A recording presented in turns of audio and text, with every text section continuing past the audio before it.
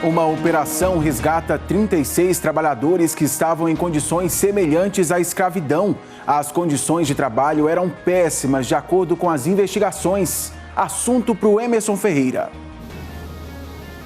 Pois é, Tiago, desses 36 trabalhadores resgatados, 3 deles eram menores. Eles não tinham carteira assinada, não tinham acesso a EPIs, que são os equipamentos de proteção individual, nem sequer condições sanitárias nesses ambientes de trabalho. Uma situação de muito risco que a gente mostra já já, Tiago. Daqui a pouquinho, então, todos os detalhes. A Polícia Civil do Distrito Federal deflagrou hoje a Operação Lombroso aqui em Goiás, no Piauí e no Distrito Federal. É sobre um grupo criminoso que falsificava documentos para conseguir empréstimos. Danilo Moreira. Os policiais estimam que o prejuízo causado pelo golpe passe de 8 milhões de reais. Dentro dessa operação aí, cerca de 21 pessoas foram presas, viu, Tiago? Tá certo, Danilo. Daqui a pouco você volta, então. Reviravolta no caso do padre Robson. O Tribunal de Justiça arquivou a ação penal que investiga a denúncia do Ministério Público de um desvio milionário na Associação Filhos do Pai Eterno. E o calorão no norte do estado. Porangatu registra o dia mais quente da história, 42 graus. E o aniversário de Pirinópolis, a queridinha Piri, está fazendo 293 anos. Hoje é quarta-feira, 7 de outubro, e o seu Jornal Anhanguera está começando agora.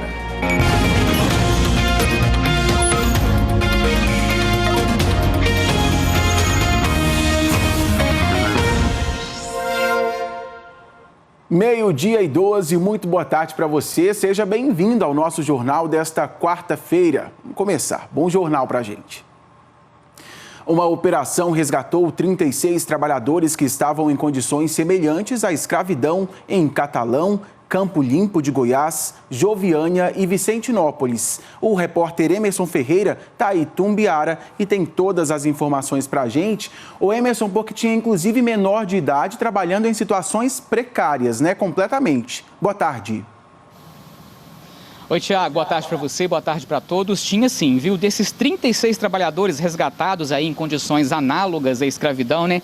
3 deles eram menores. 7 locais foram fiscalizados nessas cidades que você citou, que é o município de Catalão, Campo Limpo de Goiás, Joviânia e Vicentinópolis. E nesses locais a situação era muito triste, viu? Nós temos imagens dos locais de trabalho dessas pessoas que foram resgatadas. Alguns desses trabalhadores estavam em carvoarias, situação muito triste. Outros trabalhavam na extração de madeiras e também em pedreiras.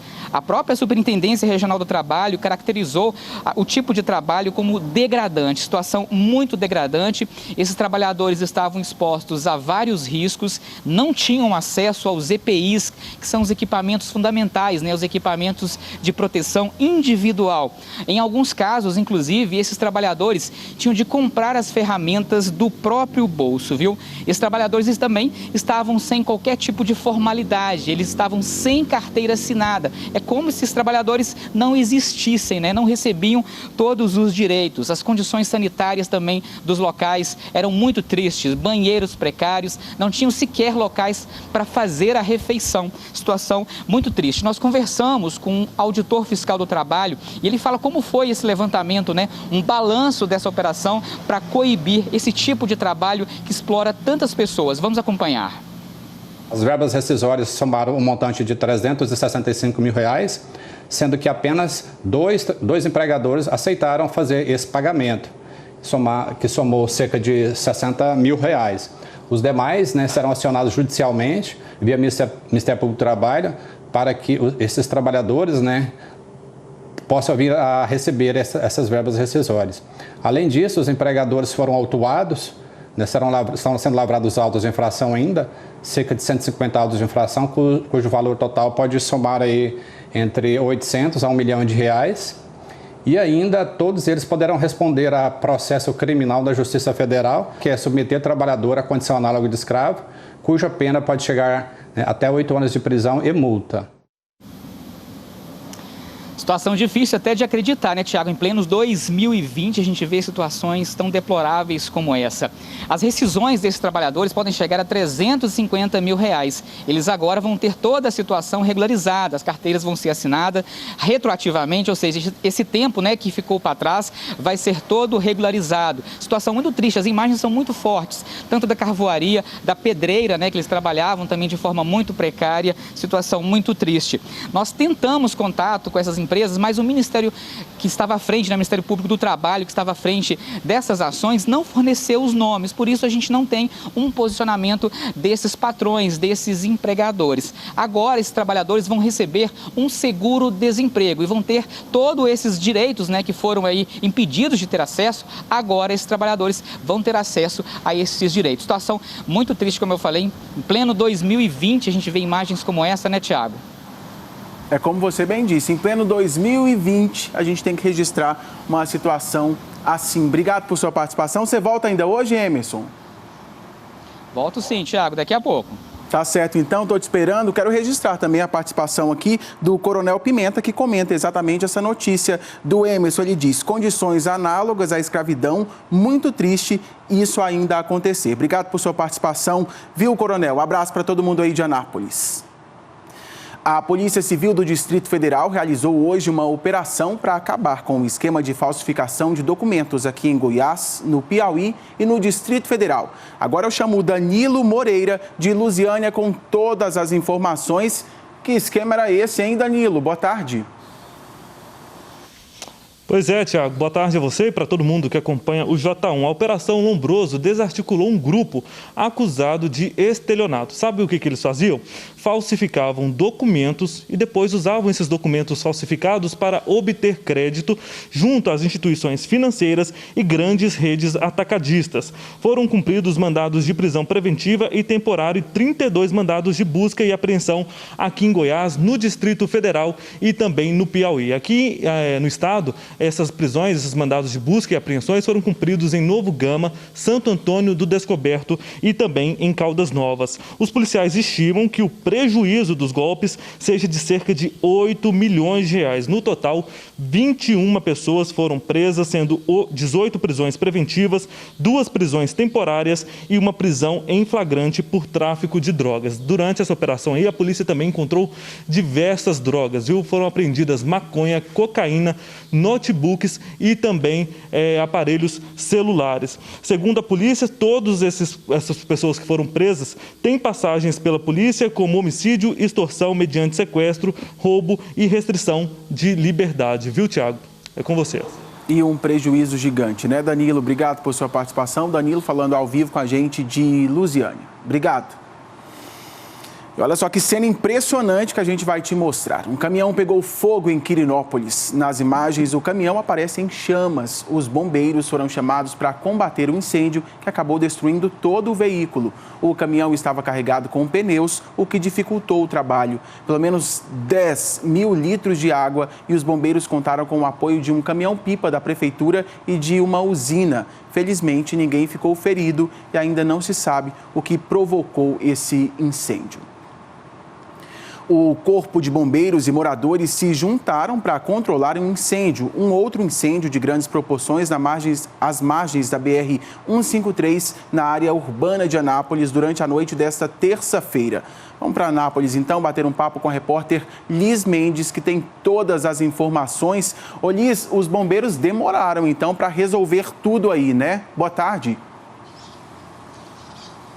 Demoraram sim, Tiago. Boa tarde para você, boa tarde para todo mundo. Foram cerca de 3 horas de trabalho até que eles conseguiram controlar as chamas completamente. Esse incêndio foi tão devastador, né, que atingiu uma área de 10 mil metros. As chamas davam para ser vistas até de uma distância de mais de 10 quilômetros de distância do local onde aconteceu o incêndio. Como você falou, é bem próximo à margem da BR-153, ou seja, um perigo danado, né? Se já não bastasse o calorão que a gente está enfrentando nos últimos dias, nesse momento, aqui em Anápolis, 34 graus. Aí você imagina, né, que os bombeiros desconfiam de que esse incêndio, a causa desse incêndio, tenha sido criminosa. Uma pessoa pode ter jogado uma ponta de cigarro pela janela do carro e aí resultou em tudo isso. Os moradores também ajudaram a combater as chamas, porque quando os bombeiros foram chamados, por volta das 18 horas, o fogo já estava chegando muito perto das casas. Então teve que ser feita uma força-tarefa, 3 equipes do Corpo de Bombeiros, 3 caminhões-pipas foram usados, além dos moradores, né, que fizeram um esforço danado para tentar ajudar a controlar essas chamas. E fica esse alerta, né, para todo mundo, que qualquer fagulha, nesse tempo seco que a gente está vivendo, 17% aqui em Anápolis está a umidade relativa do ar, um calorão de 34 graus, qualquer faísca é um risco muito grande. Tiago. Por isso, como a Liz estava dizendo, por pouco essa tragédia aí não foi maior. É preciso, Liz, não existe outra palavra senão consciência. É preciso consciência, o que parece ser muito difícil porque entra ano, sai ano e as pessoas continuam provocando essas queimadas. Um absurdo só. Obrigado por sua participação, tá, Liz? Uma mulher de 48 anos foi presa transportando tabletes de maconha na BR-060 em Jataí, lá no sudoeste goiano. A droga estava tão bem escondida que a PRF teve que chamar o Corpo de Bombeiros para retirar essa droga toda. Os primeiros tabletes foram encontrados num compartimento falso, atrás do banco traseiro. Quando os agentes da Polícia Rodoviária Federal levantaram o carpete, tinha tabletes escondidos dentro do assoalho do carro. Foi preciso acionar o Corpo de Bombeiros para usar um desencarcerador. Quanto mais o carro era cortado, mais tabletes de maconha eram encontrados. Mais de 2 horas de trabalho para retirar os 119 quilos de maconha. O veículo foi apreendido na BR-060 e depois foi trazido para o posto da Polícia Rodoviária Federal. Uma mulher de 48 anos foi presa. Ela não tinha passagens pela polícia, mas quando foi questionada, disse que saiu de Ponta Porã, no Mato Grosso do Sul, e levaria os tabletes de maconha para Rio Verde, aqui na região sudoeste do estado. Segundo a polícia, os criminosos estão colocando o veículo no nome do motorista para dificultar a fiscalização. Foi o que aconteceu neste caso. O veículo estava com todos os documentos em dia e no nome da motorista. A equipe estava em patrulhamento de rotina, ela apresentou um comportamento suspeito, dirigindo bem devagar. Foi feita a abordagem, ela apresentou uma conversa contraditória. Depois foi feita a busca no veículo e foi verificado que havia fundos falsos para esconder a droga. A mulher presa, o veículo e a droga apreendidos foram encaminhados para a Delegacia de Polícia Civil. Falar de saúde pública agora. A gente fala sobre o sofrimento do seu Geraldo, lá de Catalão, que tem 63 anos. Ele foi diagnosticado com aneurisma no abdômen e está há 2 meses com muitas dores, esperando uma cirurgia. Tem até uma decisão judicial obrigando o Estado a fazer o procedimento, mas até agora nada. O seu Geraldo passa os dias desta forma, andando com muita dificuldade e sentindo dores na barriga. Não consegue ficar sozinho e as 2 filhas que o ajudam. Já perdeu muito peso. O sofrimento do seu Geraldo começou há 2 meses. Ele foi diagnosticado com aneurisma na aorta abdominal e a única solução é passar por uma cirurgia.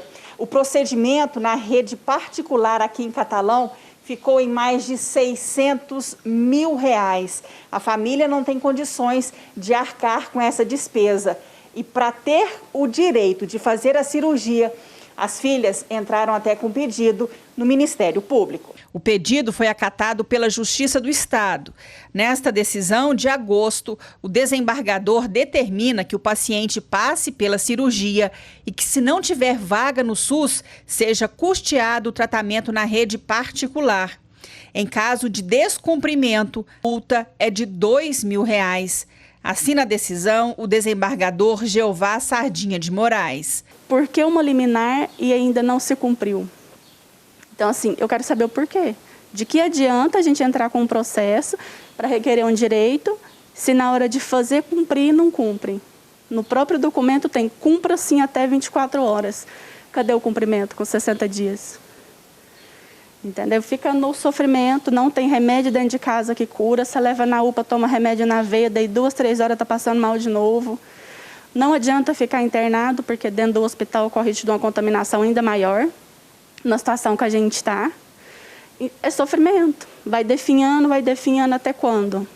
Mesmo bastante debilitado, seu Geraldo só pensa em passar pelo procedimento e ficar livre das dores. Às vezes tem hora que eu estou sentado assim, eu estou bom. Não, de repente já estou ruim. Já estou ruim, igual ontem à noite eu estava deitado aqui, ó. Deitado aqui, de repente eu estou passando mal. Eu tive que correr pro médico já. Eu estou de mão atada, todo mundo aqui tem pai, quem está assistindo tem pai. Entendeu? Tem mãe, tem família em casa que se tivesse perto dessa situação, já se sentiria de mãos atadas. Imagina vendo isso. Eu não tenho poder de ir lá e tirar a dor dele. Eu não consigo resolver a situação. E quem pode resolver está brincando com a saúde, está brincando com uma vida. Isso é falta de empatia, né? Quer dizer, cadê o amor ao próximo aí? 63 anos, sofrendo demais. Se eu pudesse, eu tirava a dor dele, a filha disse. Brincando, a vida não é descartável não, gente. A Secretaria Estadual de Saúde disse que vai custear a cirurgia do seu Geraldo.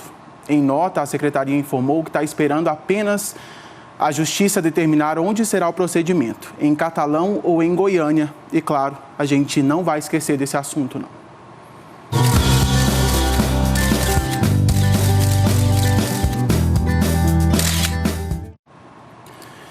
A vinhetinha para a gente respirar um pouco, né? Esse tipo de situação deixa a gente meio com o coração na mão. Mas vamos aliviar agora, tem sorriso para a gente. Olha o jeitinho que a Giovana Vitória de Séries encontrou para refrescar. Tá todo mundo se virando como pode. E a Giovana foi parar dentro dessa piscina improvisada, tá com um sorrisão no rosto. Adorei o novo uso da geladeira antiga, né? Não servia mais para gelar, tá aí ajudando a Giovana.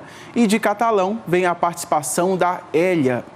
Olha que lindeza, o Samuel também dando um jeitinho para amenizar o calor e com um sorrisão no rosto, claro, né? Tem mais participação aqui no J1, é o Caleb e a Débora. Eles curtiram uma piscininha lá em Anápolis. Olha só, essa aí não é improvisada não, tão felizes que só.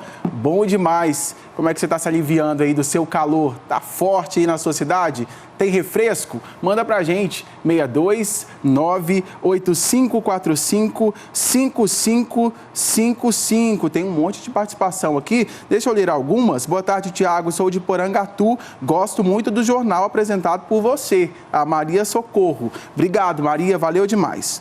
Abraço para a Kátia de Maurilândia, para Cássia de Santa Helena, para Ivanilda de Rio Verde.